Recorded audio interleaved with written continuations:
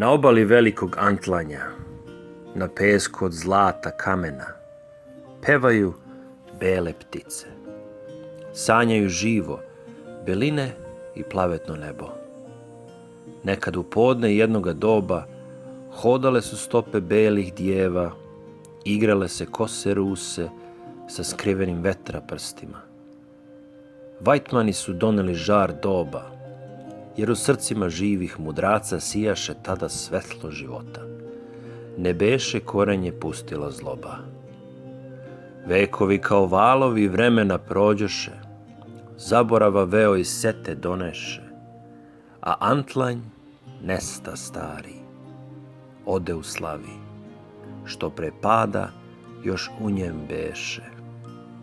Snovi su dece svetla sveti, oni za vreme nehaju, bezsmrtno sjajni, divotno lepi, ko drvo života u Božjem gaju.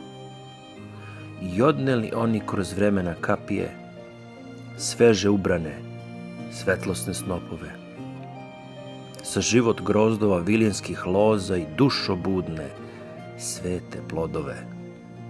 I takli su svaku iskru u etru, doneli toplu vatru svetu, i višnju i grozd od divot drveta, satkanu milo od živoga svetla.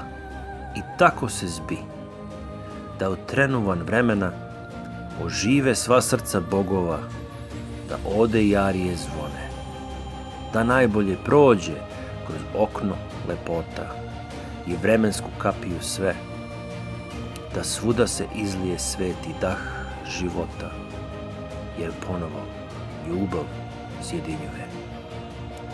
Na Antlanju, svetlom od čistog etra, sjahti kroz večnost pečat Tvorca.